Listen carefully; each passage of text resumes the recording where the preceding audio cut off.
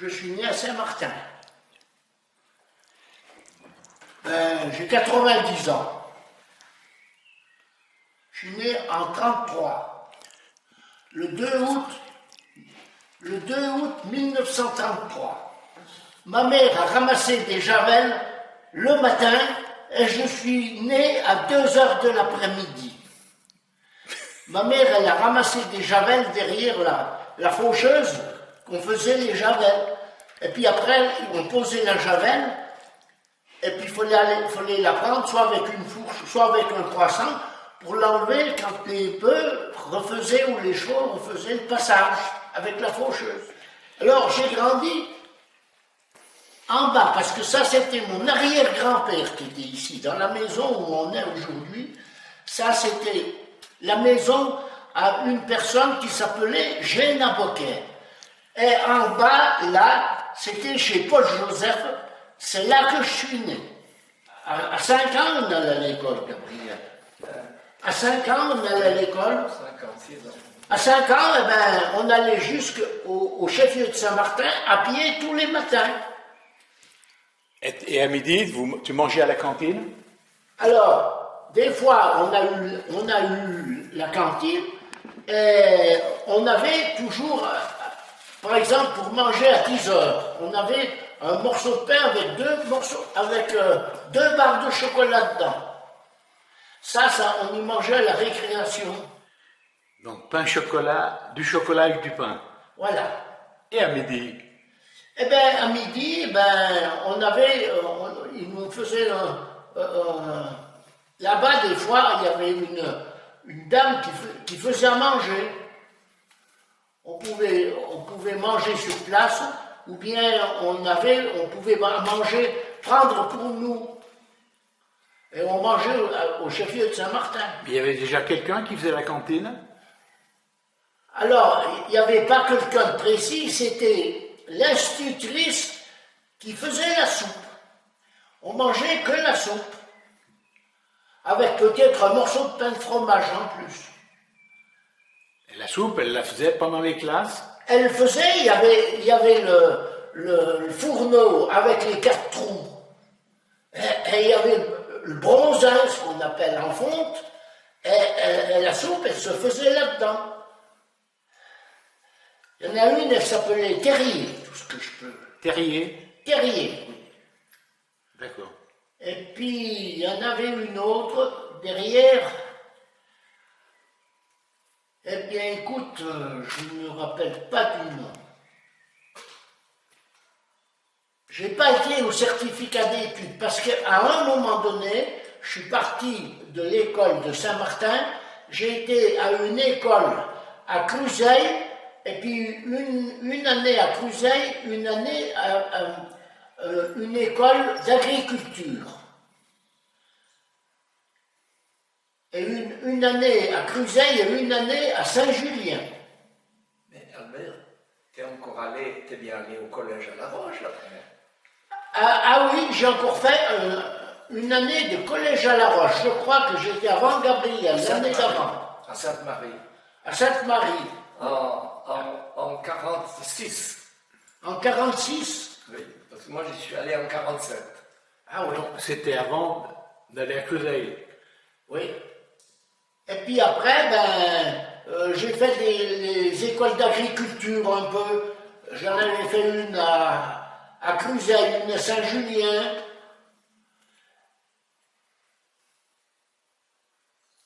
Oui. Donc, tu étais fait pour travailler la terre. C'est-à-dire, moi, j'ai pas fait quelque chose que je voulais faire. J'avais pas vraiment quelque chose que j'aurais voulu faire, j'ai fait le travail que j'avais à faire.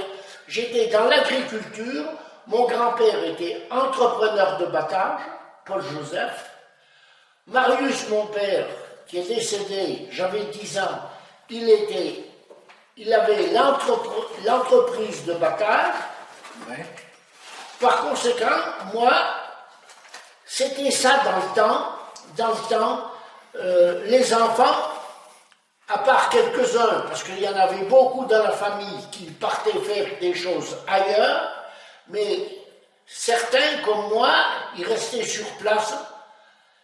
Et après, moi, mon père est mort, j'avais 10 ans.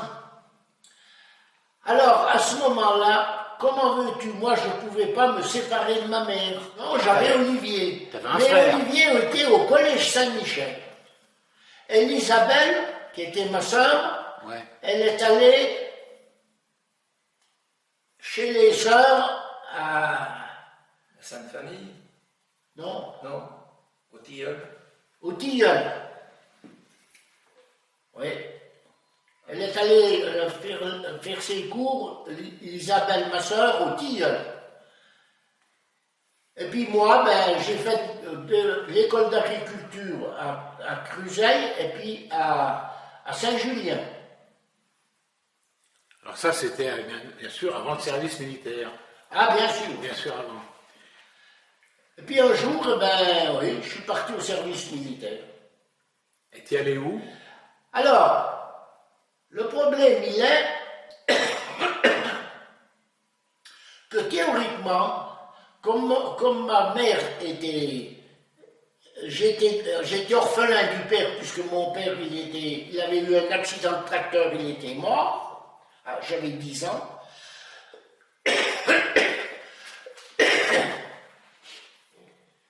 Alors, pour l'armée, j'étais bien avec Roger Nicolin, et Roger Nicolin de Sur-le-Cré, il avait quelqu'un qui était dans l'armée à Annecy, comment que ça s'appelait? 27e BCA. Au 27e BCA. Alors, je suis rentré au 27e BCA. Alors, je suis resté assez longtemps au 27e BCA. Et à un moment donné, il fallait partir en Tunisie. Alors moi, j'étais dans un groupe de 25 personnes. Je ne sais pas comment on appelait ça, les 25 personnes. C'était une section. une section. D'accord. J'étais dans ces 27, là, dans cette section. Alors, ils disent, ben, là-bas, j'étais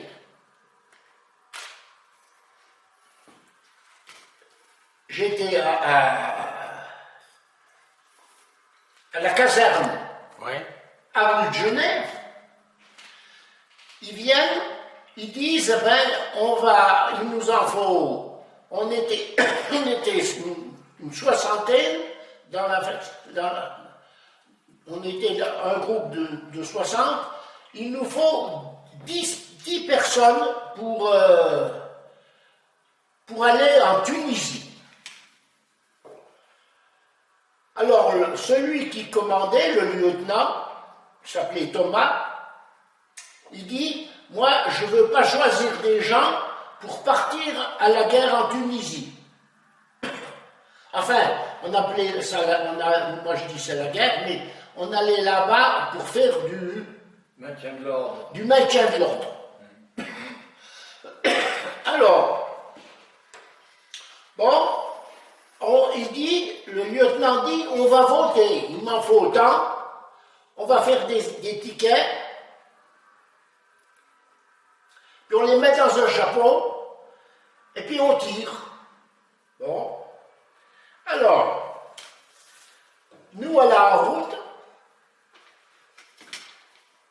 et moi je sors un que je partais pas, Mais comme j'étais toujours un peu récalcitrant à l'armée, que quand un lieutenant disait, voilà, on a les ennemis qui sont là en face de nous, vous êtes dans cette situation, on est là dans un terrain, comment vous vous installez pour combattre? Ouais.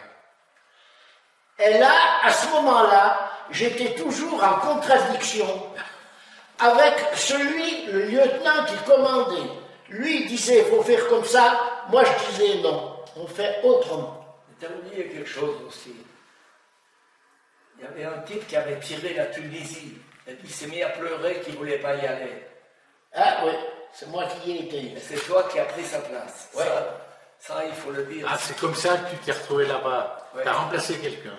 C'est-à-dire, dans le chapeau, il avait tiré qu'il ne partait pas. Ouais. Je partais pas, mais j'étais comme je faisais toujours des choses qu'il ne fallait pas, je voulais pas. J'étais pas trop. Les gens me commandaient, mais je faisais pas toujours Ce qu'il fallait. ce qu'il fallait. Alors, j'avais toujours des temps je restais en tôle pendant quelques temps. Mais c'était bien quand on était en tôle, parce que ceux qui étaient en tôle, ils allaient servir le manger aux messes. Et quand la messe était finie à midi, eh bien, ceux qui étaient en prison, comme moi, enfin, qui étaient là, eh bien, c'est nous qu'on mangeait tous les restes, mais qui étaient bien meilleurs que ceux qu'on mangeait, nous, à l'armée. Bien sûr. Tu comprends? Il y en a un Parisien. Un Parisien, ouais, j'avais le nom il n'y a pas bien longtemps. Il partait en Tunisie. C'était la Tunisie, c'était pas l'Algérie. Alors, Il ne voulait pas partir, le gars qui avait tiré. oui. Alors, c'est moi qui ai dit, eh ben moi, tu veux pas partir? Eh ben moi, je pars. Je pars à ta place. Je pars à sa place. Et je suis parti. On est arrivé, ça n'a pas été trop mal. Puis après, nous, on était sur la frontière algéro-tunisienne. J'étais un maintien. Il m'avait maintenu. Alors, comme il m'avait mis un grade comme quoi j'étais payé comme un sergent. Et puis, j'ai fait l'Algérie. Puis alors, l'Algérie, alors c'est là que tous les jours, quand j'y pense, même souvent, maintenant, je me rends compte, 50 ans après, que eux, les Félagas, que nous, on cherchait pour les tuer parce qu'ils avaient fait des actions un peu, ceux qui étaient trop bien avec les Français. Certains du pays, c'était comme chez nous, ils les faisaient des crasses, ils leur brûlaient leur maison parce qu'ils étaient pour les Français. Ce qu'il ne fallait pas. C'était comme ici, ceux qui étaient... Comme la résistance avec les collabos. Voilà, avec les collabos. C'était exactement sens contraire. Mais ça, tu t'en rends 50 ans après. Il y a plus de 50 ans, Albert. Oui, mais ça... Alors bon, j'ai passé ma vie là-bas. Alors moi, j'avais toujours dans la vie tiré avec une précision fantastique. Et une vitesse, personne ne pouvait me posséder. Alors, tu étais tireur d'élite, non? J'étais tireur d'élite. Et on allait au pas de tir. Alors j'y allais avec un commandant avec qui j'étais bien. Il venait, il me mettait avec lui dans la jeep. On allait au pas de tir. On tirait. J'allais boucher les trous. On montait à 200 mètres avec la jeep. Et on retournait et on tirait. Et disons que moi, là-bas, quand j'étais à l'armée là-bas, un jour, je me suis rencontré avec les Félagas. Les Félagas, on appelle ça les Félagas, mais c'était comme chez nous les résistants. Les résistants, c'était Les maquisards. les maquisards. Mais ça, tu t'en aperçois bien longtemps après. Quand tu es sur le champ, eh ben, tu essayes de les tuer. Mais eux, ils défendaient leur vie. Ouais. Et moi, j'étais là, que je voulais leur prendre la vie, leur terrain, leur pays, disons. Mais ce que tu dis, pas Albert, c'est qu'un jour, ils te tiraient dessus. Et toi, tu croyais que c'était les copains qui vous tiraient dessus. Alors ça, c'est encore mais autre chose. Un jour, ça c'est vrai, moi, ils me disent, on y regarde avec le lieutenant Thomas. Thomas me dit, Bocquet, vous avez vu où je vous ai dit d'aller avec vos hommes? Moi, je m'en vais me mettre dans le ruisseau au milieu. Je m'en vais piéger le ruisseau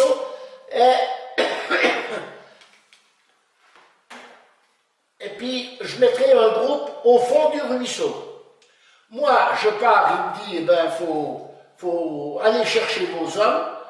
Je pars, alors quand il me dit ça, j'avais un sergent avec qui j'étais extrêmement bien, il s'appelait Chestelet.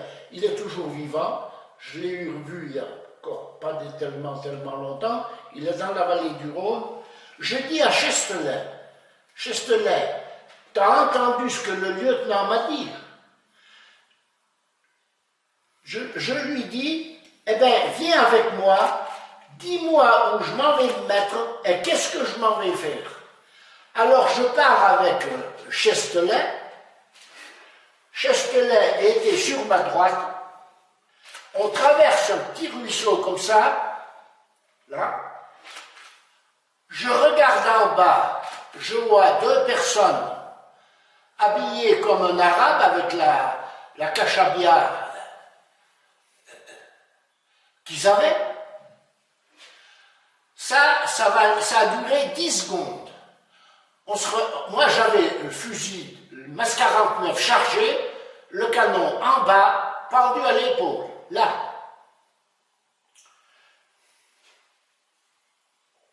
Chestelet était sur ma droite. Les deux personnes que j'avais vues avaient la grande gandoura. Moi, je ne bouge pas. Tout d'un coup, il y en a un, il loupe tout d'un coup, mais ça n'a pas duré, c'est une histoire de quelques secondes. Il sort sur le machin, le fusil, me tire 2 coups de fusil. Alors, le tireur d'élite Albert, 2 coups de fusil à 150 mètres, il n'y en a pas pour longtemps. Je prends le fusil, pam, 2 bonhommes en l'air, couchés par terre. Le lieutenant Thomas arrive, il me dit, Bocquet, qu'est-ce qui se passe? Je dis, qu'est-ce qui se passe? Je ne sais pas, je crois que j'ai tiré sur 2 personnes de chez nous qui ont circulé par là. Il me dit, oulala, c'est pas vrai. C'est des avant-postes, c'est 2 avant-postes des Felaga. Alors, il reste en place, il me dit, allez vite chercher vos hommes et allez vous mettre où je vous ai dit. Mais où je leur avais dit, où il m'avait dit, c'était pas où on était dans le ruisseau, c'était 300 mètres plus en bas. Alors moi, en vitesse, le lieutenant me dit, ramassez vos hommes. Et puis alors, j'en récupère pas la totalité, parce qu'ils étaient tous en train de manger une boîte de sardines, de manger un bout. Alors j'en récupère 2-3, et je pars à 200-300 mètres d'où c'est qu'on était, du ruisseau. On s'installe là-bas, et on attend. Et alors, dans le ruisseau d'où j'étais parti, avec ceux que j'avais récupérés, mes bonhommes que j'avais récupérés en partant, j'avais été là-bas, c'était pour... je devais aller m'installer, ou je devais aller m'installer tout de suite au début. Ouais, puis tu vous y êtes parlé. Et alors, j'y ai été. D'accord. Et puis, quand on était là-bas pendant un moment, alors, ça tirait dans le ruisseau, il y avait déjà 2 heures que ça tirait. Je dis à Chestelet, mon lieutenant qui était toujours avec moi, qui était là, je lui dis, écoute, Chesteler. T'entends ce qui se passe? Nous, on n'a pas de coup de fusil, rien du tout. Là-bas, ça tire. Ceux de chez nous sont en train de se faire tuer. J'ai dit, on descend. Enfin, on descend, c'était, tu vois, il y avait le ruisseau, c'était une bout de pente, de rien du tout. Alors moi, je pars avec mon fusil, avec la lunette dessus, parce que j'avais le fusil à lunettes. Le fusil dessus, la lunette. J'avance dans les broussailles, je me lève, il me tire dessus. Que les gens me tirent dessus. J'ai dit, mais nom de chien, c'est ceux de chez nous qui se trompent. Et la réalité, c'était qu'un groupe de Félaga avait passé entre ceux qui étaient dans le ruisseau et moi. Je me suis levé 2 fois de fil avec la lunette sur le fusil en criant « Tirez pas chez nous », mais quand je me suis levé 2 fois comme ça, les balles me passaient à côté, peut-être 200 coups de fusil. Alors, c'est pour ça que je dis, dans la vie, celui qui n'a pas un ange gardien, eh bien, il meurt. Ah oui. Parce que où j'ai passé ce jour-là, personne n'aurait pu personne n'aurait pu en sortir vivant. Et quelle a été ta réaction après ça? Tu t'es mis à Et tirer? tout ce que je peux te dire, c'est qu'après, moi j'ai tiré sur les Félaga et tous ceux qui... Parce que moi je tirais pas... Alors, quand ils ont fait... Tu sais, une fois que tu as fini le fourbi, 2-3 jours après, ça passe le commandant de bataillon qui vient, il dit, vous avez tiré combien? On avait ramassé une dizaine de Félaga qu'on avait tués, plus deux prisonniers. Celui qui passe, il dit, vous avez tiré combien de coups de fusil? J'ai dit 7 coups de fusil. Et j'ai tué 3 Félaga. Il m'a dit, c'est pas possible. J'ai dit si. Oui, mais moi j'avais de vieilles dates. C'est là que tu as eu la médaille. Ils t'ont donné la médaille. Ils me l'ont donné après. Oui. T'as bien mérité. Oui. Non, moi je peux dire que j'ai passé. Alors quand tu passes dans une situation comme ça, ben pour t'en tirer, c'est-à-dire pas pour t'en tirer, parce que moi j'ai rien fait. Ouais. J'ai fait que des gestes. Crier, tirer, passez-nous, c'est bon, c'est bon. Mais. Ouais, tu reviens de loin, quoi. Je reviens de loin. Ouais, ça, tu ne refais pas 2 fois, c'est sûr. Et tu es resté combien de temps, toi, en Algérie? Avec la Tunisie, tu es parti combien de temps? 24 mois. Alors, je devais venir en permission, et puis j'ai un copain qui s'appelait Deloy, il m'a dit, écoute Albert, si tu voudrais me donner ta permission, parce que j'ai ma copine qui va avoir un anniversaire, quelque chose comme ça, j'aimerais bien y aller. Et puis quand ce sera moi qui aurai la permission, eh ben je te la donnerai. Alors je lui ai donné ma permission, il est venu pendant 8-10 jours, là, à Saint-Étienne, il est toujours vivant, je m'en vais loin dans très peu de temps. De Loire. De Loire, oui. On est allé voir. Voilà. Ben, dis donc. Ouais. Que de souvenirs. Oui. Alors bon.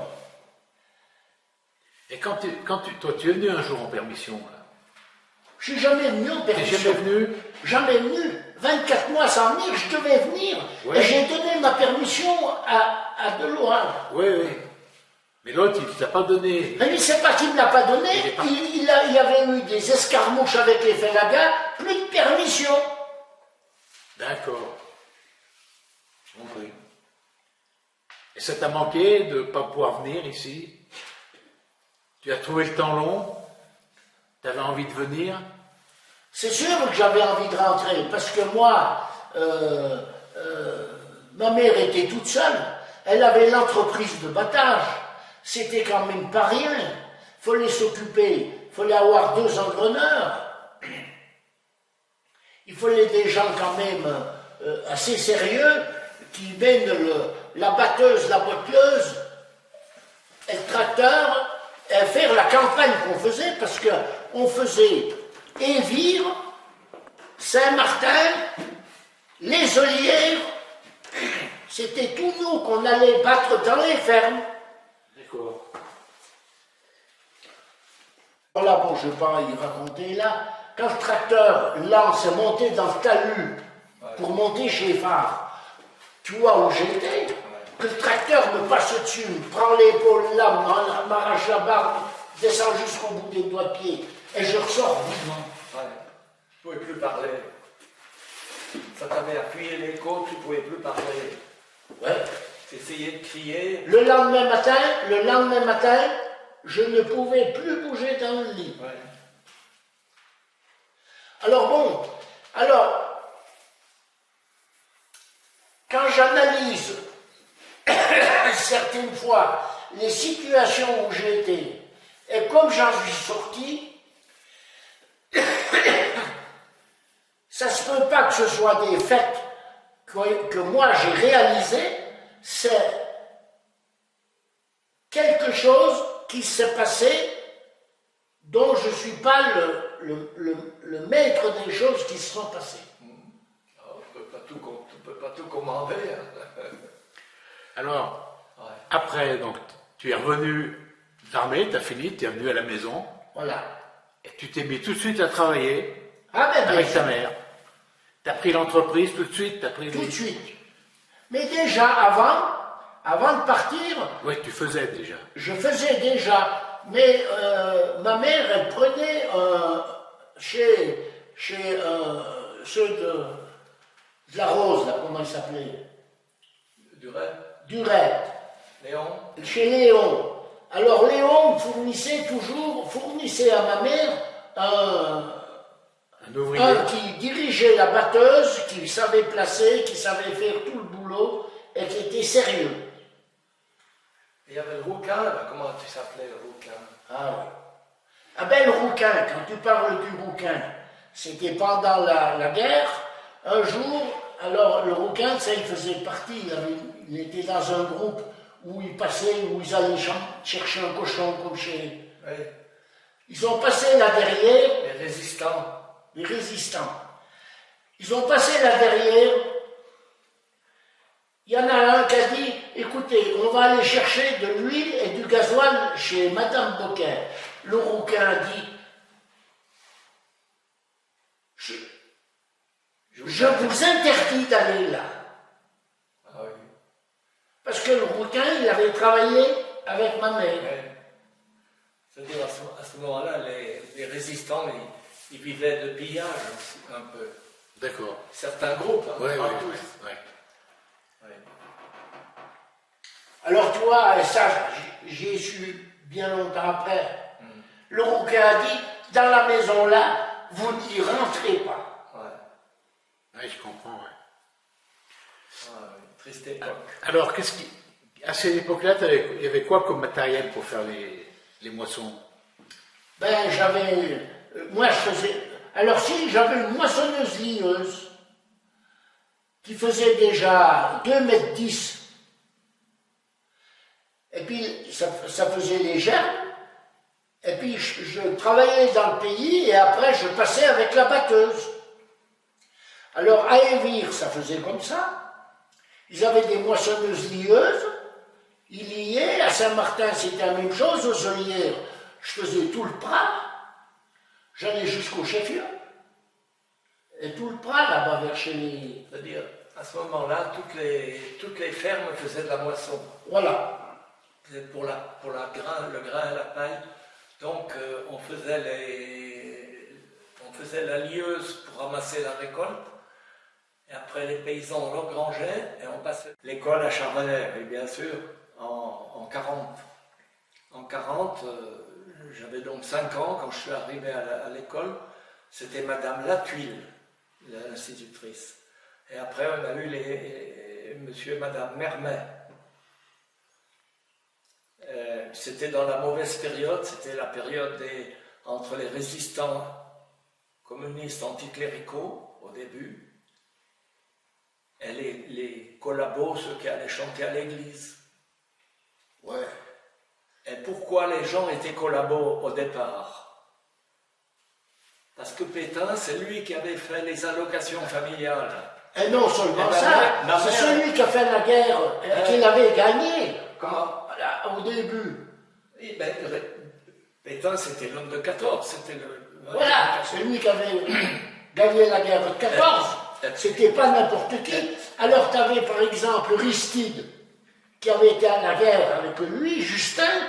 Quand il a fallu défiler, ils sont tous partis défiler pour Pétain. Oui, mais... Annecy. Et ça, les gens s'en rendent pas compte. Il y avait ceux qui avaient fait la guerre, ceux qui ne l'avaient pas faite. Mais moi, je pense à mes parents. Au départ, ils aimaient Pétain parce que déjà, ils savaient qu'il avait gagné en 14. Et puis, comme État français, il avait arrêté la République et il avait institué les allocations familiales. Alors que les gens n'avaient pas un centime. Bien sûr. Les premiers sous qu'ils ont eus, c'était Pétain qui leur avait donné. Donc, ils avaient un petit penchant de ce côté-là, mais après, quand ils ont vu le travail que les Boches ont fait par là, ils ont bien changé le chapeau de côté. Hein. Tout à fait. Ouais. Et, oui, alors je veux dire par là que dans notre jeunesse, nous, on a été beaucoup marqués par ça. Et, à Charbonnet, je vais encore dire quelque chose que personne ne veut écouter ou lire. Il y avait une liste à la fruitière, voilà ceux qu'on va fusiller. Donc ceux qui allaient chanter à l'église, c'était des collabos. On les fusille. Seulement, en 1939, c'était arrivé le curé Chabord, qui lui était de l'armée secrète. Lui, il n'était pas dans les communistes qui allaient chercher les cochons et mettre les pistolets devant mon nez des paysans pour les plumer. C'était l'armée secrète. Et lui, il a, par les femmes, par les filles, il a commencé par faire l'école ménagère en 1941. L'école ménagère. Et par les femmes, il a distillé dans chaque famille l'esprit de résistance. C'était quand même un sacré bonhomme. Et là, petit à petit, les gens ont compris qu'il fallait abandonner le... D'accord. Ouais. Mais alors, à l'époque, il n'y avait pas une bonne ambiance dans le village. Il ne devait pas y avoir une bonne ambiance dans le village. Quand ils avaient annoncé qu'on va fusiller. Non, il y avait les familles qui se tiraient, quoi. Et il y a même eu une histoire, parce que on peut les nommer, les gens, peut-être, maintenant. Surtout qu'il y a des familles où il n'y a plus personne. Mais par exemple, les Muniers.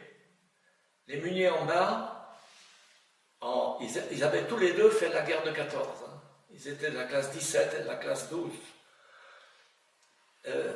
Ils avaient fait la guerre de 14. Donc, ils étaient pour Pétain.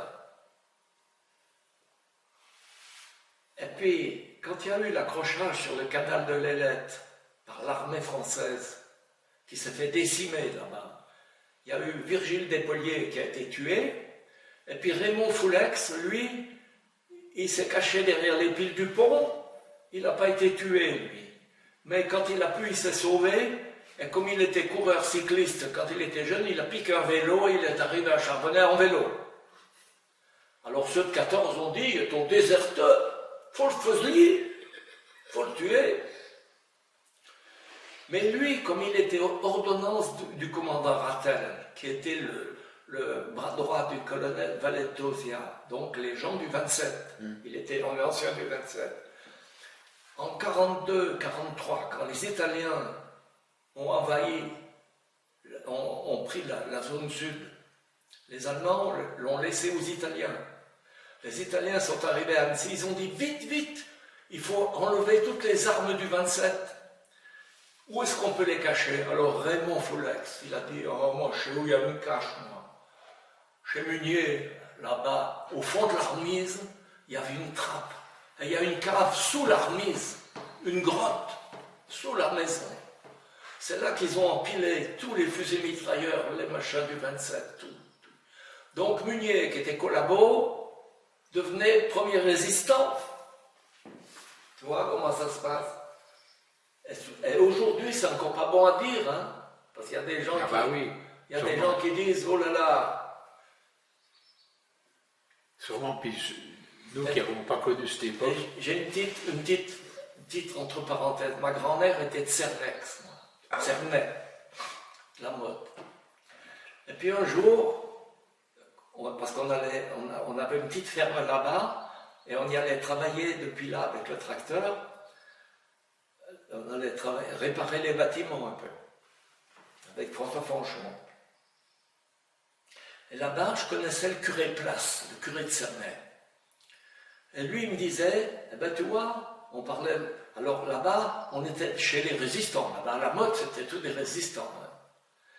Et puis à Cernay, il y avait des gens qui étaient proches du curé, et comme il y avait M. Duzonchet, qui était candidat au Parti communiste, donc résistant Pampan,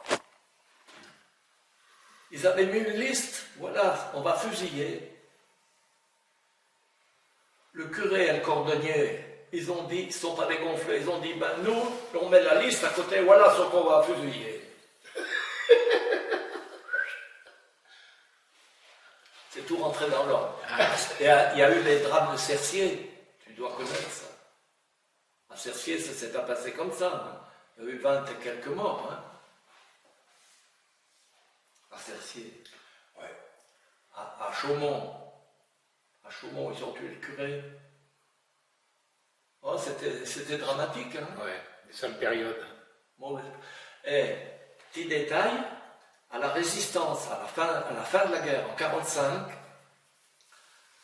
l'armée secrète, donc les Lamy d'Annecy, le préfet a été nommé dans la cure à Charbonnet.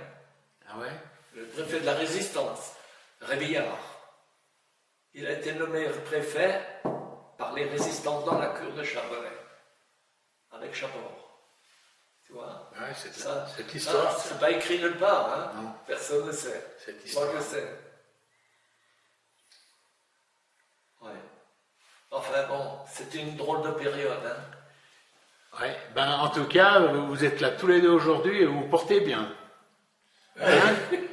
Mais Thérèse, la femme d'Albert, elle dit, Albert il dit c'est notre ange gardien. Puis Thérèse elle dit, ben bon lui il a eu du boulot. C'est pas vrai. Mais... Ah oui, il doit commencer à en avoir marre. Parce que moi à l'époque j'aurais dû mourir. Les autos qui m'ont passé dessus, demande à Gabriel. Mais tu peux pas imaginer. Le tracteur lance, que la roue me montait sur l'épaule, descendu jusqu'au bout comme ça. Ouais. Non mais indestructible. L'indestructible. Non mais moi aussi, une histoire de tracteur, on avait acheté un Vierzon. Et puis il y avait le gros Vierzon de la Cuma qui avait une roue percée, donc on avait été démonter la roue et j'avais été la chercher avec le petit tracteur. Et j'avais laissé le tracteur qui tournait, parce qu'on le laissait tourner tout le temps, hein, dans le bord du chemin. Et puis moi, j'allais chercher une pierre plate pour mettre sous le cri. Et tout d'un coup, qu'est-ce que je vois? Le tracteur qui me bille dessus. Il me bille dessus, il me vient dessus. Moi, je fais comme ça, le tracteur, les roues tournent, il traverse la route, devant moi. Je saute sur le tracteur. Il tombe dans l'autre fossé, il se remet dans le fossé et il part à toute allure. Et moi, quand j'arrive sur le tracteur, quand il passe de l'autre côté, je tombe du tracteur, le tracteur me passe sur les jambes, je recours quand même après, je réussis à l'arrêter. Tu vois, c'est pareil que... Mais disons, il y avait beaucoup d'accidents de tracteurs. Hein. Ah, il y en avait eu. Oui, il y en a eu. Ah, oui. Bon, alors on va arrêter l'entretien. Alors, on va... D'abord, je vais vous remercier pour l'entretien qu'on a eu. Hein. Ça fera des bons souvenirs. Et puis Albert, tu joues du piano un petit peu? Tu peux nous jouer un petit morceau? Non. Tu joues pas, toi? Non. Je joue du violon. Eh ben, oui, alors du violon, je veux dire. Un petit peu de violon, histoire de... Ben, je l'ai pas. Hein. Ah, tu l'as pas là? Ah, D'accord. Bon, Tu as fini avec les batteuses, oui. Ouais, j'en ai 1 heure. Parce que là, on a parlé de la technique, on n'a pas parlé du travail. Qu'est-ce que tu entends par travail? Mais dans les familles, on a été adopté dans les familles comme si c'était chez nous, comme si on était de la famille. Et autant chez Essertier, chez Drujon, même dans les autres familles. Et après... On était reconnus comme des gens capables. Ouais. Après, on est monté en Donde. Alors, on a trouvé Jean Bray, Mimile Berthet. Et après, chez Jolivet au Plantet. Voilà, c'était nos points de chute. Mais bien sûr, il n'y avait pas que cela. Hein. On avait beaucoup de clients autour, mais c'était là qu'on pouvait se réfugier. Par exemple, quand il pleuvait, on ne savait pas où aller. On allait manger chez eux, on couchait chez eux, on était comme de la famille, Voilà. Et encore maintenant, voilà. Les gens, maintenant ils sont tous décédés, nos clients, presque tous, quoi. Oh, il n'y en a plus. Il y avait encore Robineau, mais il est mort. Mais les enfants maintenant, ils nous vénèrent, ils nous aiment. On ne peut pas le dire, ce qu'on ressent. Ouais, c'est que vous avez bien travaillé. Oui. Et puis alors, tu vois, un jour, il y avait la Fifine Jolivet, donc une des femmes. Alors, il y avait un comble quand même, les 3 femmes en Donde, c'était mes classes-tardes. Elles étaient toutes les 3 de 35. Puis un jour, la Fifine, je lui dis, mais Fifine, pourquoi vous nous choyez comme ça? C'était incroyable. Hein? Il nous... Vous faisiez partie de la famille, quoi, en fait. Ah oui. Mais il fallait voir le matin, parce qu'on mangeait le matin avant de partir, puis après on ne travaillait pas. Chez on ne mangeait plus. Mais sur la table, il y avait du poulet, de la pintade, du lapin, du lard. Du lard. Nous, un grand bol de lait, et on mangeait. Alors avec Albert, tu sais ce qu'on mangeait? Du lard. Du lard. Parce que la Fifine, elle engraissait. Elle faisait des portées de cochons, des petits cochons, par des truies qui pesaient 200 kilos. Et quand il les tuait, il y avait 7 couches de rouge et de gras. Dis donc. Du lard comme on n'a jamais retrouvé le goût. Jamais on n'a retrouvé le goût de cela. Alors je lui disais à la Fifine, pourquoi tu nous choyais comme ça? Alors, parce qu'elle avait un petit poil sur la langue, elle me disait, c'est qu'on avait peur que vous nous laissiez.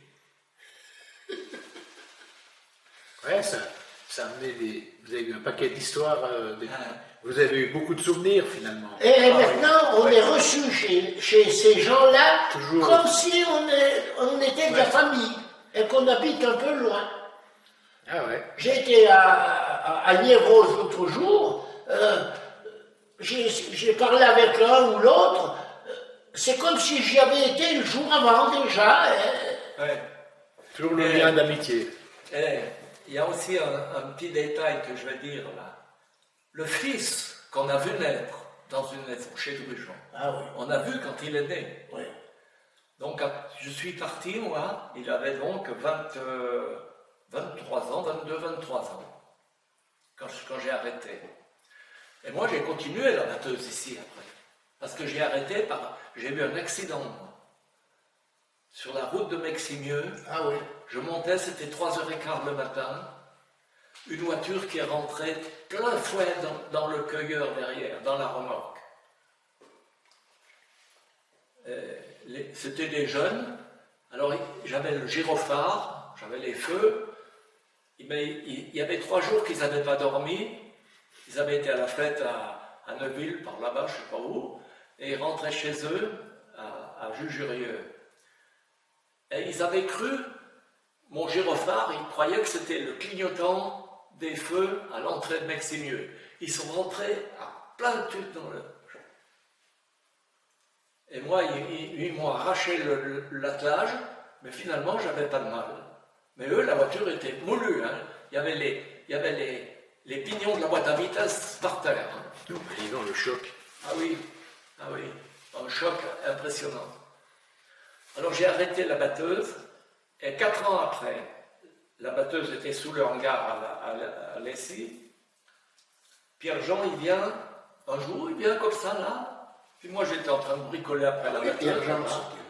Alors, il regardait la batteuse comme ça. Il regardait la batteuse. Il me dit, Gabi, si tu descends, on te prend. Moi, je fais semblant de ne pas écouter, quoi. Un moment après, il me dit, Gabi, si tu descends, on te prend. Je lui dis, pourquoi tu me dis ça, Pierre-Jean? Oui, si on prend pour moissonner les maïs. Hein? Alors il me dit, depuis que tu es parti, on n'a pas fait une moisson d'aplomb. Je lui dis, comment? Ah oui. Alors je lui dis, comment tu veux que je redescende, moi, maintenant? T'as vu les machines modernes qu'il y a là, maintenant? Des machines qui coupent 6 mètres, qui marchent comme une mobilette? Il m'a dit, oui, mais c'est pas ça le résultat. Le résultat, c'est le grain. Le grain, nous, on moissonne qu'une fois, tu comprends? Alors c'est là que j'ai compris que nous, après, on était les gens importants, tu comprends? Bien sûr. Parce qu'on était là, sur place, on faisait le travail comme si c'était chez nous. Les gens nous faisaient une confiance éperdue, tu vois. Et on était vraiment les gens importants pour eux. Et ça, on s'en est rendu compte après. Sur le coup, on ne s'en rendait pas compte. Nous, on faisait le travail du mieux possible, comme si c'était le nôtre, quoi. Mais on avait quand même un autre petit avantage, on connaissait tous les champs de nos clients. Quand on descendait, qu'on venait dans la Haute-Savoie et qu'on redescendait, on passait le long des champs. Je dis à Gabriel en passant, regarde les épis, celui-là, dans 4-5 jours, on peut couper ce champ-là. On savait à qui il était, et on passait dans le village, on avait vu les champs qui étaient à couper. C'est-à-dire que quand ils venaient, on savait que il y avait déjà ce qu'il fallait faire. Il y avait même un autre détail qui nous a fait la renommée, c'est qu'on moissonnait des colzas. Le colza, c'est une plante à huile, qui va faire de l'huile, et quand il est mûr, à peine tu le touches, il s'égrène. Donc, là-bas, à Niévros, il y avait des terres sableuses. Et puis, il y avait les anciens bras du Rhône, parce qu'avant qu'ils fassent le barrage, le Rhône, il débordait. Ah oui. Et il venait dans le village, et donc il y avait les bras du Rhône. Et où il y avait les bras du Rhône, il y avait de la bonne terre. Donc, quand ils mettaient en colza, dans les bras du Rhône, les colzas n'étaient pas mûrs. Et nous, quand on moissonnait le colza, on arrivait dans le colza, tout d'un coup, on voyait qu'ils n'étaient pas mûrs. On laissait les parcelles pas mûres, au milieu des champs. Et comme on était sur place, une semaine après, on revenait couper les autres. Quand les gens ont vu ça, ils ont dit, mais c'est pas possible, ça. Personne ne peut faire ce qu'ils font, là. Oui, c'était... Parce que les autres entrepreneurs, quand ils venaient... Comme si c'était vos champs. Ils s'en foutaient, ils coupaient, le bonhomme dit, par exemple, qu'il avait du blé pas mûr, il coupait le blé, puisque le patron a dit, eh bien nous, on faisait pas comme ça, nous, le blé là, on ne le coupe pas. Non, mais il y a un petit détail, c'est que nous, on était les patrons, tu comprends. Tandis que les autres, c'était des chauffeurs qui sont dessus. Ils leur envoient avec une machine, ils disent tu coupes là, et puis après tu vas couper là-bas. Alors le type, il passait tout droit, mais les colzas pas mûrs, ils ne rentraient pas dans la trémie. Hein. Ouais, vous avez une connaissance approfondie du métier. Du métier. Ben oui, nous, c'était vraiment notre métier, quoi. Et une conscience professionnelle aussi. Hein? Vous aviez la conscience professionnelle. Voilà. Ben oui, mais tu comprends bien, on ne pouvait pas faire le contraire de ce qu'on pense quand même. Non, mais c'est bien. C'est pour ça que maintenant, quand Gabriel un jour il était retourné là-bas, que le fils à Drujon lui disait, mais tu ne reviendrais pas couper chez nous. Ah ben c'est sûr qu'ils ont dû regretter. Hein. Ouais. Ils ont dû regretter. Ils ont dû regretter. Ouais. Alors moi, je suis né à Chardonnay, à La Palle, le 9 août 1935, c'est-à-dire 2 ans après Albert. Moi, j'ai fait ce travail-là aussi, comme Albert, mais pour la Cuma. Voilà, Gabriel, ils avaient une Cuma. Gabriel Et comment vous vous êtes rencontrés, tous les deux là? Moi, le premier que j'ai rencontré, c'était Olivier. Olivier, parce qu'Olivier, il avait fait une carabine avec un tuyau d'eau, on mettait un pétard à bouchon, et on mettait des plombs dessus, et on tirait les oiseaux avec ça. Alors, la première fois que je suis venu au Chapelier, c'est avec ça. Et puis après, on s'est rencontrés chez Pierre, à l'atelier. À l'atelier chez Pierre. À l'atelier chez Pierre, Pierre Engrand, il avait commencé à faire des chars à pneus. Parce qu'autrefois, les chars étaient tous avec des roues en bois ferré. Et puis, quand les roues à pneus sont arrivées, ça avait changé toute la donne. Et Pierre, il avait un atelier et il avait fait un modèle de char. Et nous, on allait souder. C'est là-bas qu'on a commencé à souder, à couper du fer, à travailler la ferme. C'est là qu'on s'est connus. Alors, moi, je revenais d'Algérie. Non, attends. Albert était revenu d'Algérie et moi, j'allais partir. C'était les années quoi, 60? Hein? C'était en quelle année ça? 56. 56. Oui, Albert est rentré en 55. T'es revenu en 55, toi. Voilà, je suis rentré en 56. Le mois de mai. T'es revenu en 56. Bon, moi, je suis parti au mois de mai 56. Mais on s'est croisés. Vous êtes croisés. Vous êtes croisés, oui. Et moi, j'ai fait 3 ans là-bas. D'accord. J'ai fait, comme tout le monde, les parties pour 18 mois, 24 mois, 27 mois. Et là, moi, j'étais sous-officier. Ils ne pouvaient pas nous maintenir 3 fois. J'ai reçu une lettre du ministre de la Guerre qui s'appelait Chaban-Delmas, une lettre personnelle. Tous les copains sous-officiers de mon contingent, vous êtes libérés des obligations légales et rappelés sous les drapeaux pour une durée de 3 mois. Alors tu vois partir les copains avec la petite valise, là. Il y a déjà 2 ans et demi qu'on est ensemble, et puis toi tu restes là. Ça doit être émouvant.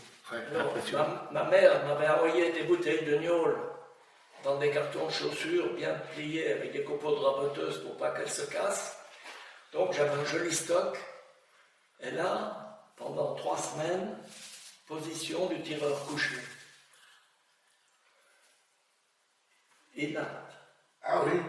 Et puis le lieutenant qu'on appelait Tonton, Tonton il me dit Moran, je te vois plus. Je dis moi non plus. Il me dit je t'envoie en opération. Je dis non, j'y vais pas. Mais si tu y vas, parce que faut y aller. Moi. Je lui dis j'ai pas envie d'y aller.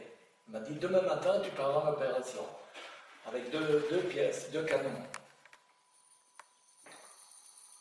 Et on va poser les canons à l'endroit où j'avais tiré la veille. Parce que la veille, ils avaient demandé un tir, parce qu'il y avait des felagas dans les rochers de Sidi Youssef. J'ai tiré, et on a vu les impacts des canons qui sont arrivés là sur les rochers. Et le tireur, il a dû mouiller les pantalons. Hein. Il a tout laissé les douilles par terre, parce qu'habitude, ils ramassaient leurs douilles. Hein. Il a tout laissé. Et là, on a mis les canons en batterie, et à côté de nous, il y avait encore 4 canons du 20e gamme. C'était quoi comme obus? 105. Et dans la nuit, ils demandent le tir.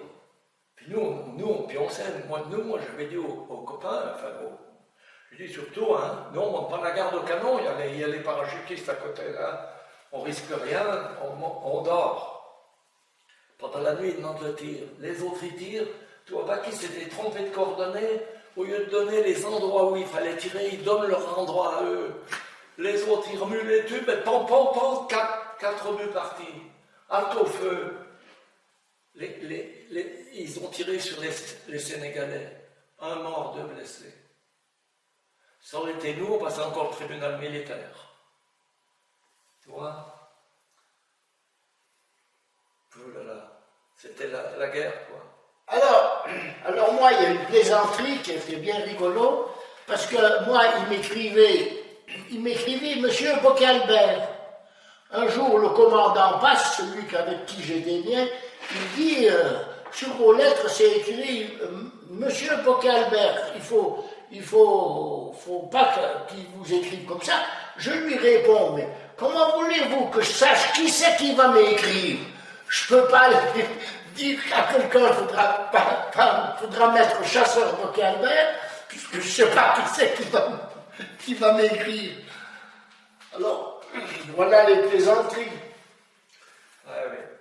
Enfin, il y a des moments dans la vie, on a une plaisanterie, on est obligé d'y faire, mais des fois, il y a une plaisanterie qui est tellement risquée qu'il faut faire ton travail. Ouais. Alors moi, c'est sûr que j'avais encore un avantage dans ce système-là, c'est que quand on partait en groupe comme ça, tout le monde disait, nous, on part avec Albert. Ah oui, le bon tireur. Moi, j'ai pas eu le même parcours qu'Albert. Oui, toi, tu avais de l'artillerie, tandis que nous, on était des... Toi, tu avais de l'artillerie, toi, du gros matériel pour tirer, toi. Oui.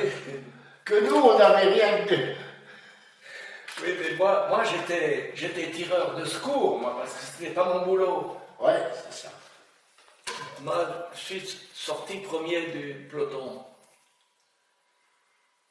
On était 22 élèves pour être sous-officier. Ouais. On était brigadier chef. Et le lieutenant, il vient dans la piole le soir, dans la piole, c'était un hangar à moutons.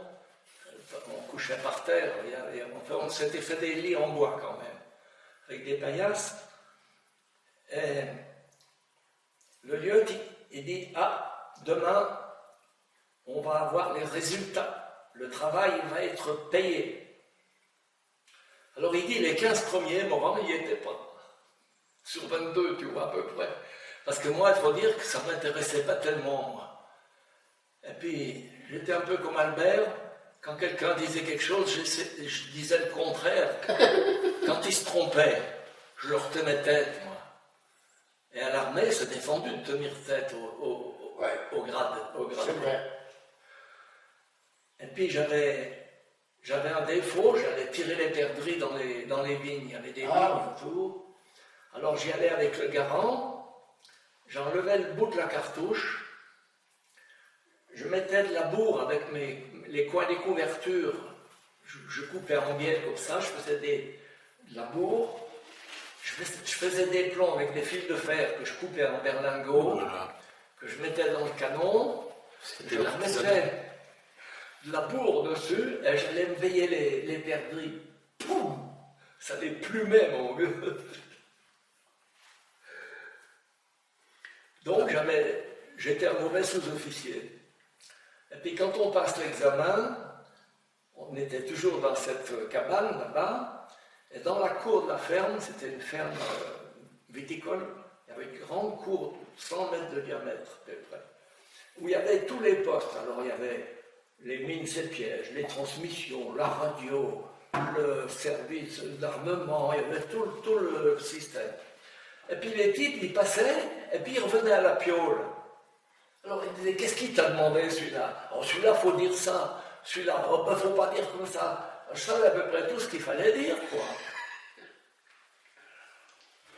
Bon, puis Morand, on est les derniers de l'alphabet. Hein. Après nous, il n'y a plus que les X et les Z. Il n'y a personne. Donc je savais à peu près tout ce qu'il fallait dire. J'avais appris tout ce qu'il fallait savoir, j'avais appris en une demi-heure. Une heure. Et puis on passe vers l'artillerie. L'artillerie, il y avait le canon qui était ouvert. Par contre, l'artillerie, moi j'étais bon en artillerie. Hein. Ça m'intéressait. Oui, c'est de la mécanique. Ouais. Il y avait de la mécanique, ça me plaisait. Le canon était ouvert, le tube dressé, un bout de capitaine, pas trop grand, là, avec sa pipe.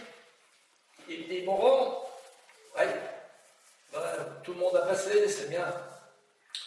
Il me dit, vous faites l'école au peloton de pièces qui est là, je vous écoute. Alors moi, je suis né à Charbonnet, à La Palle, le 9 août 1935, c'est-à-dire 2 ans après Albert. Bon, on a une demi-heure, hein. Pendant 20 minutes, je vous parle du canon. Hein. Vous écoutez bien ce que je dis, et après on fume une cigarette et on coince la bulle. Bon, il m'a dit, bon, c'est bien. Et après, il me dit, deuxième question, est-ce que cette pièce est en état de tirer? Moi, je fais le tour du canon, je regarde, et je lui dis, non, mon capitaine, la pièce n'est pas en état de tirer. Oh bon Dieu, les cons. Je voudrais bien savoir ce qu'elle a qu'elle ne peut pas tirer, cette pièce, qu'il me dit. Je lui dis, la béquille de tube n'est pas déverrouillée. La béquille de transport n'est pas déverrouillée. Moins 10 à tout le monde, plus de 10 à Morand. Morand premier du peloton. Après, tout le monde est venu, le capitaine, le colonel, tout ça, ils sont tous venus me dire, mais Morand, comment vous êtes fait pour être comme ça, le premier? Je dis, mais moi, c'est que je suis bon partout, quoi. Le capitaine, il dit, Morand, je le veux dans ma batterie. Alors moi, après, j'étais à la 3e batterie avec ce capitaine-là. Il m'a dit, tu restes chef de pièce, mais je te confie la comptabilité de la batterie. Et je faisais la paye à 150 personnes. Et la paye tout en pièces, bitées, fait, hein, parce que nous, on était toujours par les pays, dans les montagnes, partout. On n'avait pas la banque avec nous. Donc, il fallait tout le détail des... Alors, pour 375, il fallait 3 billets de 100, etc., 50, plus 20. C'était un vrai casse-tête. Hein. Et je faisais la paye au lieutenant. Alors, il me disait, Laurent, tu me payes tout en billets de 5000. Tu les plies en long et tu me les ranges dans mon portefeuille. Monsieur avait ses habitudes. Oui, et tu sais pourquoi? Ben, quand les harkis, il y avait les harkis avec nous. Les harkis, c'était des gens qui travaillaient pour la France, des Arabes, qui habitaient dans le Douar, d'ailleurs, avec leur famille. Ouais.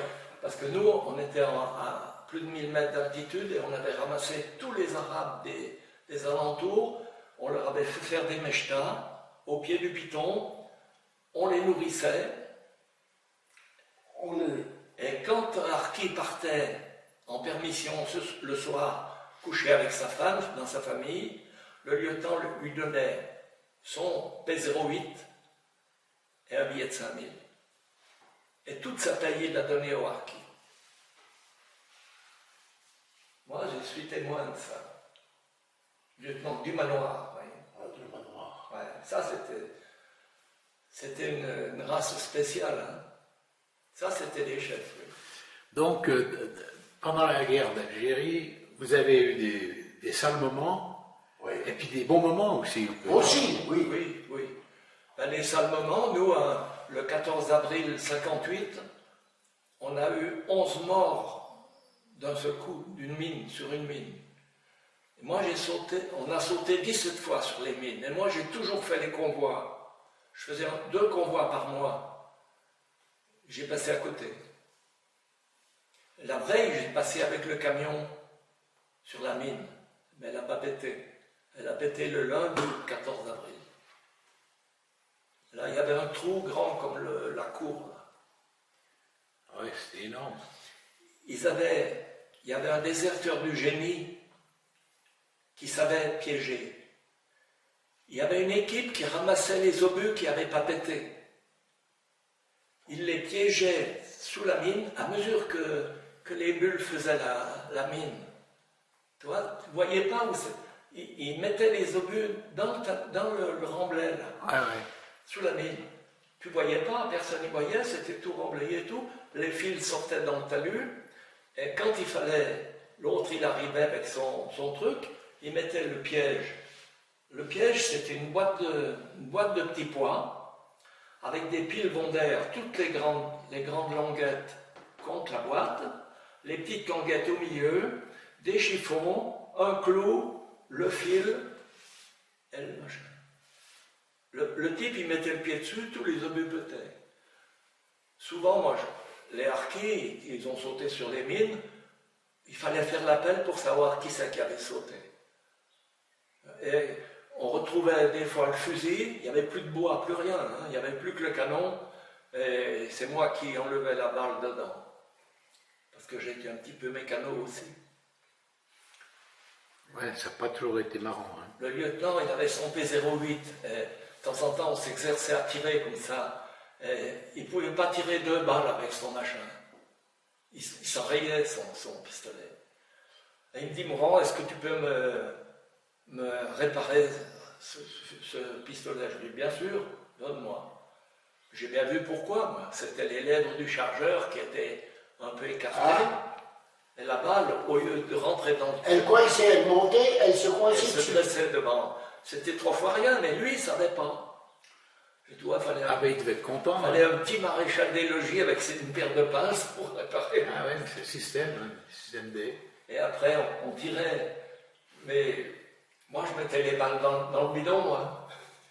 On avait un bidon pendu avec une corde comme ça. Ouais. Alors, c'était la main devant les yeux, le revolver à la sécurité, et au coup de sifflet, on se retournait. Pom, pom, pom, pom. Ben, moi, il n'y a pas beaucoup de balles dans le bidon. Moi, je les mettais. J'étais Bon tireur aussi. Ah oui, oui. Et toi, tu as tiré au pistolet? Moi, je tirais au fusil, mais je tirais aussi au revolver. Le capitaine Dali me prenait au poste, on allait au champ de tir. Alors évidemment, lui, il avait la Jeep. Alors, on tirait, et puis après, on montait tous les deux dans la Jeep, et on allait boucher. Moi, j'allais boucher les trous, et puis on revenait, et on continuait de tirer.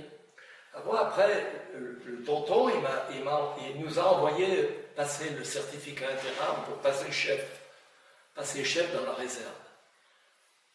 Puis moi, il me dit, Morand, tu vas faire ta lettre pour passer chef, et je vous envoie à Miliana. Je lui dis, non, je ne la fais pas, moi.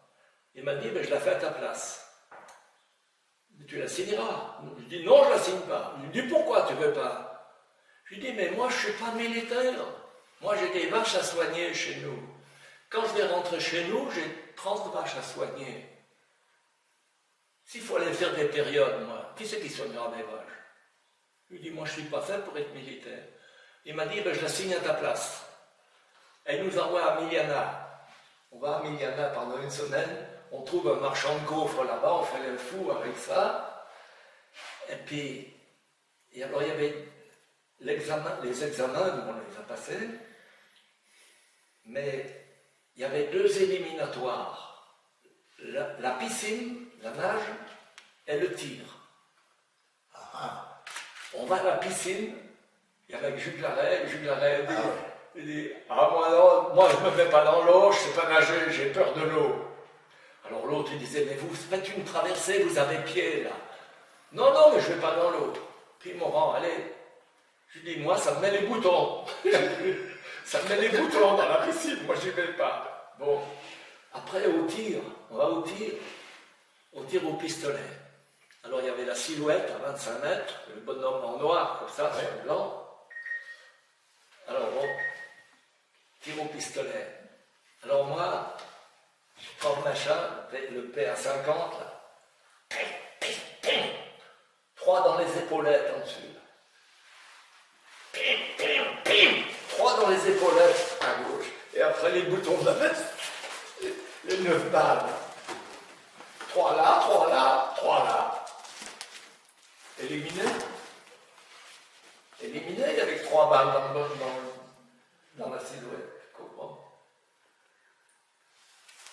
Alors, par contre, pas été pris. Jamais passé chef. Oui, oui. Alors moi, je suis né à Chardonnay, à La Palle, le 9 août 1935, c'est-à-dire 2 ans après Albert. Bon souvenir, comme tu l'as dit, il n'y avait pas que des mauvais moments. Hein. Ouais. Parce qu'on a eu une amitié qu'on a nouée là-bas avec les gars. Incroyable. On ne peut pas retrouver la même chose. Hein. Ben, c'est-à-dire que quand tu fais quelque chose où tu as la vie en jeu, c'est pas tout à fait la même chose que si c'est du boulot dur, pas dur, tu vas faire. quand la vie de quelqu'un est en jeu, c'est beaucoup plus sérieux que tout. Ouais, vous avez vécu les mêmes moments en même temps, des mauvais moments, Ouais. donc ça renforce l'amitié. Moi, je dis que quand tu fais l'armée, enfin tu es dans une armée, tu fais la guerre, il faut avoir quand même dans la tête la manière de faire est certaines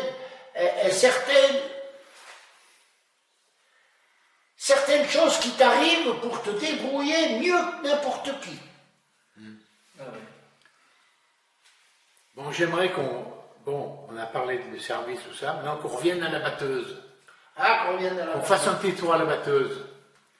Parce que vous avez beaucoup évolué dans le monde de la batteuse. Vous avez des grosses machines à la fin. Et vous alliez un peu partout, vous allez jusque dans le sud. On allait jusque à Lyon. Jusqu'à Lyon. Et sur Valence, vous y alliez? Non? Vous restiez sur Lyon, par là? On allait dans la Dombe en haut. Dans la Drôme. Non, La Dombe. on a commencé avec des petites machines, là. Ici, oui. Oui, oui. Voilà. Alors, parce que... Puis après, on a descendu. Moi, alors j'ai commencé par Saint-Martin, et puis après, j'avais été jusqu'à un peu Métessy, un peu par là-bas, tu vois. Oui, nous, c'était... Alors, moi, Albert, il a commencé pendant que j'étais en Algérie. D'accord. Et moi, quand je suis revenu d'Algérie, il y avait une moissonneuse-batteuse chez nous. Parce que mon frère, qui était étudiant à Paris, il avait été cuisiné, blotté un peu le tonton à Groisy pour avoir 100 000 francs. Parce qu'il fallait donner 100 000 francs pour avoir une moissonneuse-batteuse. Alors il avait avancé les 100 000 francs, et puis mon frère, il a acheté la moissonneuse-batteuse l'automne, et il a fait la saison d'après. Donc 57. Et après, lui, il a fait la campagne, et il a ramassé les sous, il est parti à Paris. L'année d'après, c'est Bernard qui a fait la saison. Il a commencé par Argonnet, Charbonnet, Groisy. Et quand je suis arrivé chez nous après l'Algérie, donc en 59, de 56 à 59, moi je suis parti en Algérie. En 59, j'ai fait la saison comme il faisait lui, Argonnet, Charbonnet, Groisy. Et puis, un soir, avec Albert, enfin, je rencontre Albert chez Pierre Morand, et puis Albert me dit, j'ai acheté une plus grosse moissonneuse-batteuse. Je lui dis, moi aussi. 92.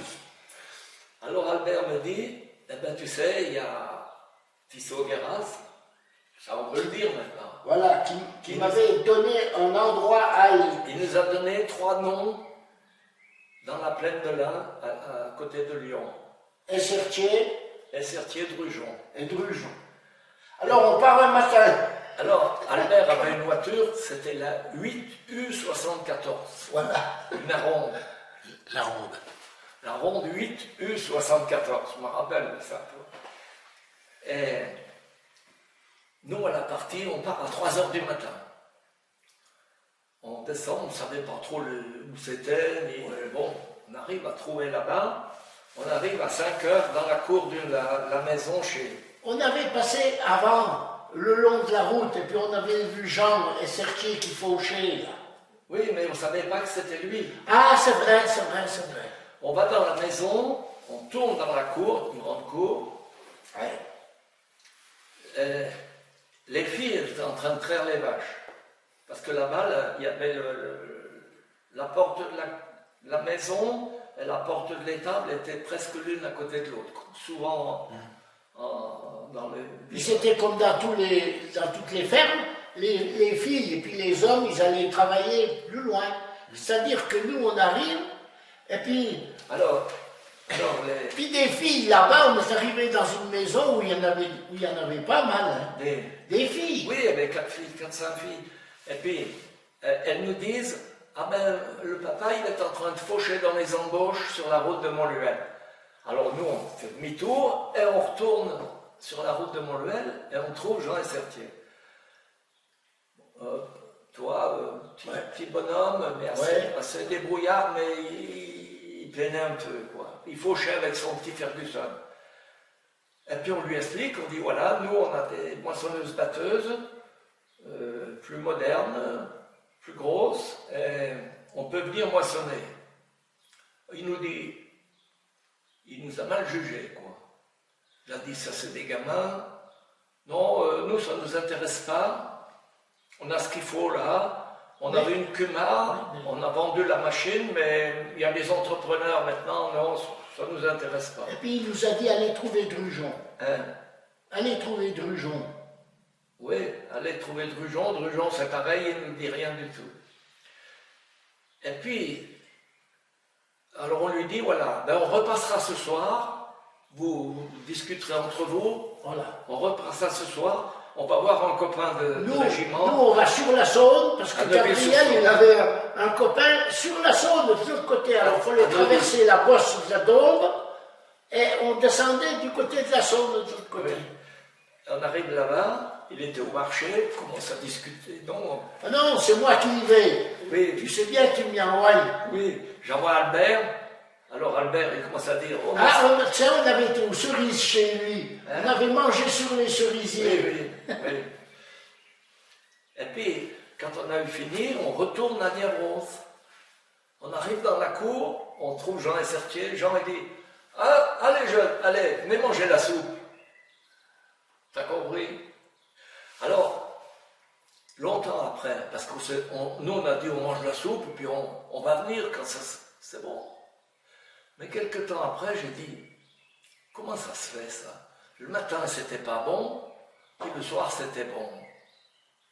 Mais tu sais pas ce qui s'était passé. C'est que les filles qui traillaient les vaches, là, elles regardaient. Elles étaient de mon âge, ça. Et puis, elles ont dit au papa, dis donc, les deux jeunes Savoyards qui sont là, ils sont pas si mal que ça, hein? Pourquoi tu les prendrais pas? T'as vu comment ça fait? Eh bien, Albert, il a fait 14 ans, moi j'ai fait 24 ans là-bas. J'ai fait 24 saisons, l'été et le maïs après. Alors moi je dis au type, alors moi je suis né à Chardonnay, à La Palle, le 9 août 1935, c'est-à-dire 2 ans après Albert. Alors, tu amènes quelque chose dans la vie. Moi, avec Gabriel, on a travaillé ensemble tout le temps de notre vie, avec les moissonneuses, pendant combien de temps? Toi, 26 ans, moi, un peu moins, puisqu'après, tu faisais les maïs. Toi, tu as fait 14 saisons là-bas, et moi, 24. Et travailler ensemble, avec les machines, travailler ensemble. Alors, au début, on avait dit, ben, on ira travailler, et on moissonnera, puis après on partagera l'argent. Mais j'ai dit à Gabriel, c'est pas la peine. Moi j'ai une machine, toi tu as une machine, tu moissonnes, parce que là-bas, les champs, ils avaient 15, 20, 30, 40, 50 hectares. Alors un jour, t'arrivais, ils avaient des remorques, et puis ils avaient des récipients qui posaient, des grandes bennes qui posaient sur le bord du champ. Mais il y a des champs, ils étaient pas finis, mettez les bennes là. Nous, on passait avec la batteuse, on remplissait les bennes, et puis après, ça restait du blé. On s'en allait, on allait ailleurs. Voilà. Il y avait de quoi faire pour les deux, quoi, largement. Voilà. C'est-à-dire que, déjà, il fallait être bien amis, bien ensemble. Bien sûr. Pas de problème avec qu'on avait les mêmes clients. C'est-à-dire que c'était comme ça. Comme si vous le faisiez à deux, vous le faisiez comme si vous étiez tout seul. Comme si on était tout seul. Ouais. Alors, bien sûr qu'à l'époque, vous ne reveniez pas avec les chèques en fin de saison. C'était ah tout non, mais ça l'équipe. n'existe pas. Ça. Les moissonneuses-batteuses, l'entreprise de battage, mon grand-père, mon père, moi j'ai fait l'entreprise de battage, tu marques les heures sur un carnet, et l'automne, quand tu as fini, tu ramassais l'argent. Ah d'accord. Et là-bas, c'était pareil. On moissonnait chez Sertier un jour, il marquait 8 heures. L'autre, le lendemain, moi je repassais, Gabriel il était ailleurs, je repassais, je pouvais refaire encore, parce que tu comprends, il fallait aller emmener le maïs, pas le maïs, le blé. Et puis, tu vois, le blé, c'est que ça. Avec les moissonneuses batteuses qu'on avait, il n'y en avait pas pour longtemps pour faire une tonne. Hein. Vous en avez fait des kilomètres. Hein. Oh là là. Ouais. Et des kilos, vous en avez ramassé des tonnes de blé. Des tonnes, des kilos de blé. Oh là là. des milliers de tonnes. Mais la situation la plus rigolo, c'est celle qui s'est passée. J'ai traversé la voie ferrée à coups de frein indépendant. Alors j'avais une moissonneuse batteuse Volvo, mais qui avait tu pouvais jumeler les deux freins ou pas. On arrive où ça c'était là? Où c'était qu'on a traversé la voie ferrée? C'était à Ambérieux. À Ambérieux, Avant d'arriver à Ambérieux. On traverse la voie ferrée. Moi, j'ai un boulon sur ma direction qui part. J'ai beau tourner le volant, ça commande rien du tout. La moissonneuse batteuse à 20 quelques kilomètres à l'heure. Je traverse le passage à niveau, à droite, tout droit, contre le mur. Qu'est-ce que c'est qu'il y avait une gendarmerie en face ou des soldats? En face, il y avait Une caserne. C'était Une des casernes. une caserne, oui. Alors, pris les tournants, tout avec le frein indépendant. La batteuse, elle ripait, les roues derrière se levaient, ça secouait la poussière, il y en avait de partout. Je m'arrête contre le mur, Gabriel, moi que j'arrive pas, il vient me dire qu'est-ce qui se passe. Je dis j'en sais rien. La batteuse regarde. C'était un écrou qui s'était dévissé et que j'avais plus de direction. Ben dis donc. Ouais, Encore un ange gardien là. La bielle de direction, c'était dévissé. C'est-à-dire la batteuse, elle avait un poste central. Ouais. Et la direction était pas hydraulique à ce moment-là. Elle C'était était une juste direction côté. à barre. Et il y avait un grand boulon long comme ça. Et puis la bielle était au bout là-bas. Et c'était déboîté. Les cannelures étaient déboîtées.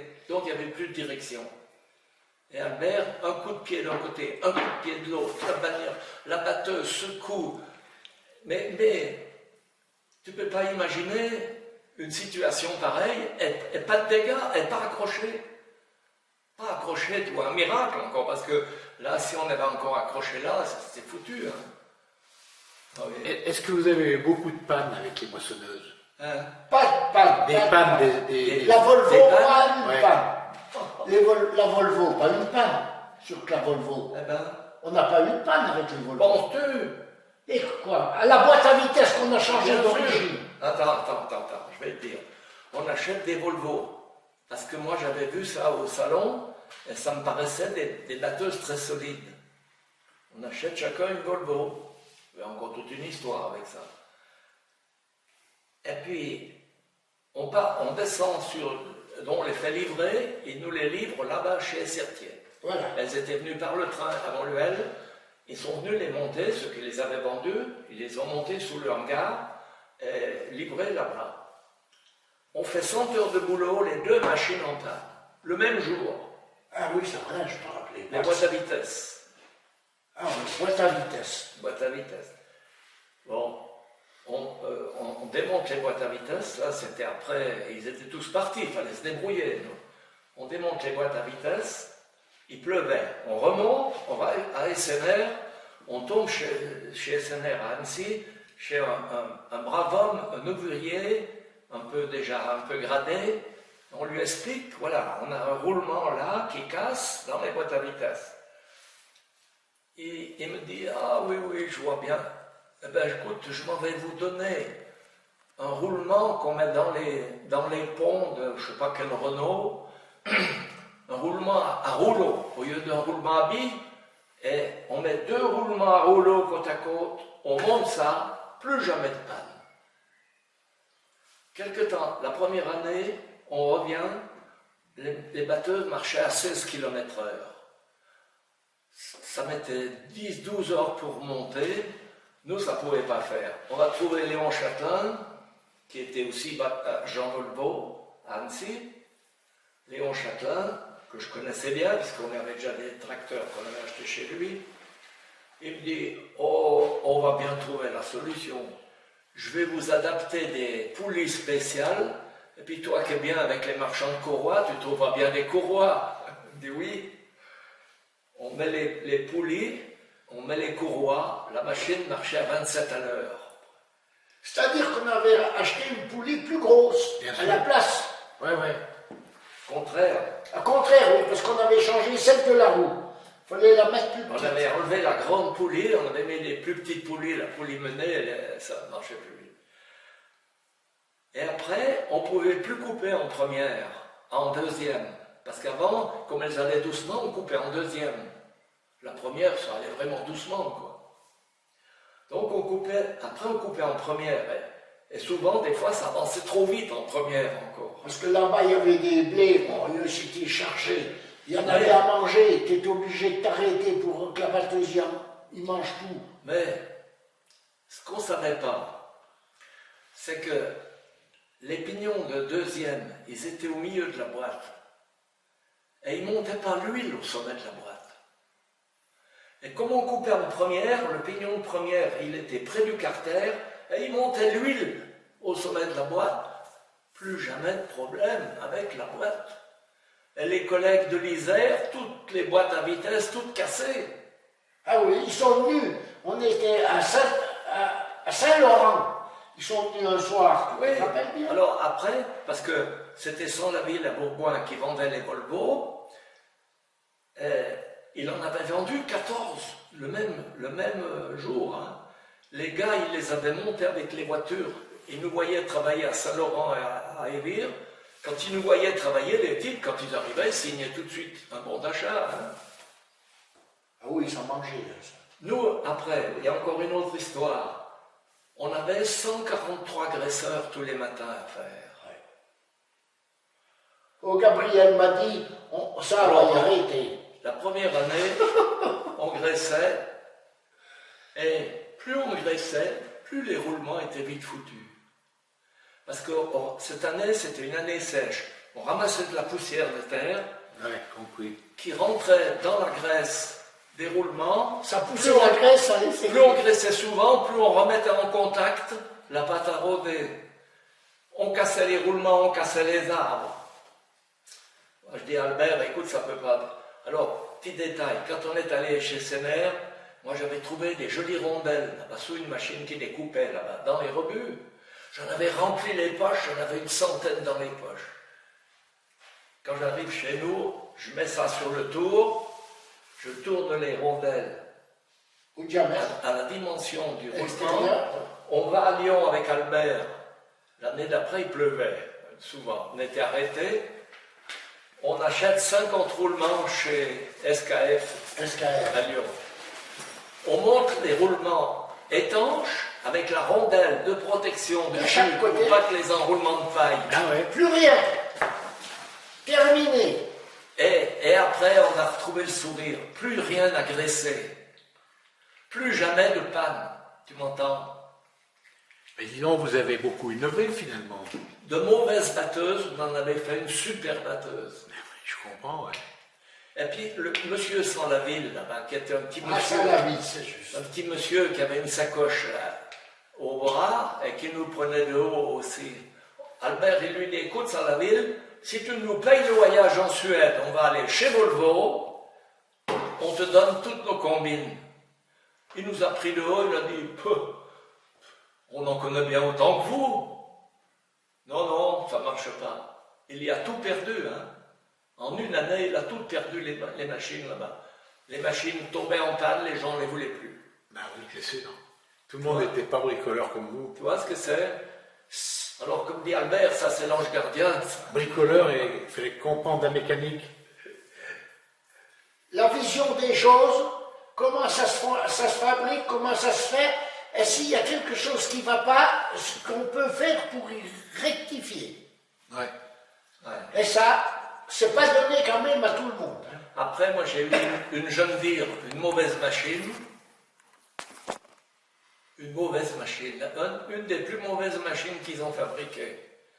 J'en ai fait une super batteuse, moi. Elle était plus jamais en panne et je faisais péter le nez à tous les collègues.